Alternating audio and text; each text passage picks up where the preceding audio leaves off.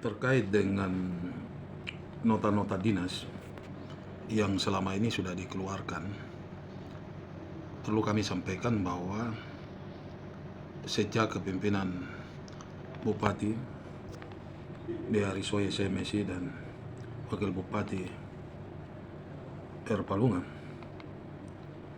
saya dipercayakan sebagai PLT Kadis P&K terhitung 11 April 2025. Hingga saat ini kami tidak pernah keluarkan nota dinas. Nota dinas yang telah dikeluarkan beberapa tahun yang lalu itu kami tertibkan, dalam artian kami batalkan dan tarik kembali, dan mereka laksanakan sesuai dengan SK definitif.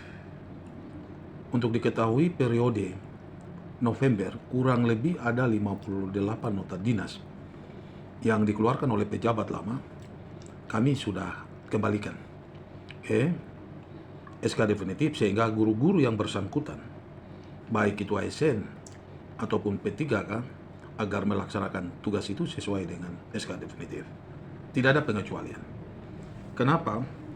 Karena ini kalau terus dibiarkan dan terus berkembang, ini kita akan kesulitan dalam pelayanan pendidikan, teristimewa dalam tata kelola guru. Ini akan terjadi ketidakmerataan. Untuk itu, kami kembalikan ke posisi semula. Dan kewenangan itu ada di bupati, bukan kepala dinas. Ya, nanti SK definitif itu jelas itu bupati. Nah, untuk itu di tahun 2026 ini kami tegaskan bahwa tidak ada nota dinas lagi. Semua SK bupati, SK definitif. Sehingga guru-guru yang bersangkutan bisa menerima, mereka punya hak-hak sebagaimana yang telah diatur sesuai dengan regulasi yang ada. Baik itu kenaikan pangkat mereka, atau mungkin juga dengan tunjangan-tunjangan yang lain, baik tunjangan profesi guru maupun juga dengan tunjangan Kemendiknas, seperti itu. Sehingga kita berharap bahwa teman-teman di lapangan ini bisa memahami itu. Nah, karena kita sudah sepakat dan kita sudah berjanji bahwa kita tetap melaksanakan tugas di seluruh wilayah negara Republik Indonesia, seperti itu. Sehingga tidak ada pengecualian bagi siapapun. Nah, hari ini kita diperhadapkan dengan situasi yang cukup dilematis terkait dengan pendidikan di Yapen, di mana kurang lebih beberapa waktu lalu itu kan ada penelitian dari Yayasan Runsram, dan mereka sudah lakukan diseminasi. Dari 10 yang sekolah yang SD yang dijadikan sampel itu, ada indikasi kurang lebih 40-60% siswa SD itu belum bisa baca tulis, calistung. Nah, ini kondisi ini terjadi karena ketidaksiapan teman-teman guru di lapangan. Banyak yang meninggalkan tempat tugas berbulan-bulan, hanya satu guru saja yang mengajar. Ini repot, bahkan tidak ada guru. Tanggung jawab ini tidak ada. Dan ini bukan baru terjadi, ini sudah kondisi yang dipelihara. Dan saya pikir ini bukan hanya dinas pendidikan saja, tapi semua stakeholder, semua pemangku kepentingan, baik itu masyarakat dan lain sebagainya. Kita punya kepedulian untuk membangun pendidikan di Yapen ini jauh lebih baik. Saya juga memberikan apresiasi yang tinggi kepada semua pihak yang peduli kepada dunia pendidikan. Nah, mari kita sama-sama untuk terus membangun Yapen ini, sehingga visi misi Kabupaten Kepulauan Yapen, ya, visi misi, terutama misi pertama itu dunia pendidikan itu mencerdaskan, itu akan terwujud. Nah, memang tidak semudah kita membalik telapak tangan. Untuk itu butuh semua pemangku kepentingan. Nah, tahun ini kita akan berbenah tahap demi tahap sehingga semua bisa berjalan dengan baik. Saya mengimbau kepada semua teman-teman guru yang ada di lapangan untuk kembali bertugas. Nah, langkah kita untuk menstabilkan, mensterilkan semua yang dianggap hari ini mungkin tidak berjalan baik, tidak berjalan sehat.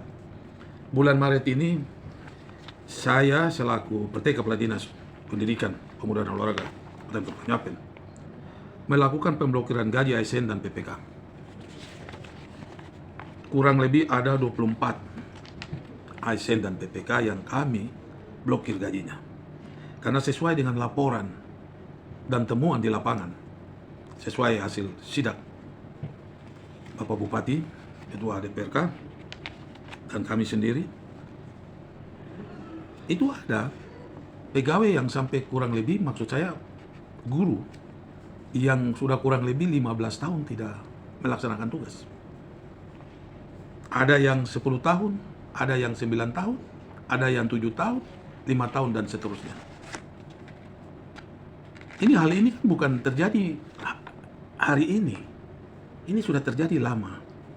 Tetapi saya pikir bagian ini kita tidak menyalahkan siapa-siapa di masa lalu, tapi ini menjadi tanggung jawab kita bersama untuk memperbaiki kondisi yang ada. Hari ini kurang lebih ada 24. Ini data terbaru hari ini. Kita akan umumkan di RRI dan kita panggil secara bertahap sesuai dengan aturan kepegawaian, di mana bicara tentang disiplin pegawai berdasarkan Undang-Undang Nomor 20 Tahun 2023 tentang aparatur sipil negara, ya, dan PP 94 Tahun 2021 tentang disiplin pegawai negeri sipil. Dua dasar ini, hukum ini yang kita akan pakai untuk memanggil pegawai-pegawai yang bersangkutan, guru-guru yang bersangkutan. Secara bertahap kita akan panggil sesuai dengan aturan. Apabila sampai pada titik tertentu 3 kali tidak diindahkan, maka sanksi berat kita akan berikan. Dan itu kewenangan itu ada di Bupati sebagai pejabat pembina kepegawaian. Yang bersangkutan mau diberhentikan atau apa, itu kewenangan Bupati. Nah, tugas saya menyiapkan data dimaksud untuk kita perbaiki sistem pendidikan yang ada di Yapen ini.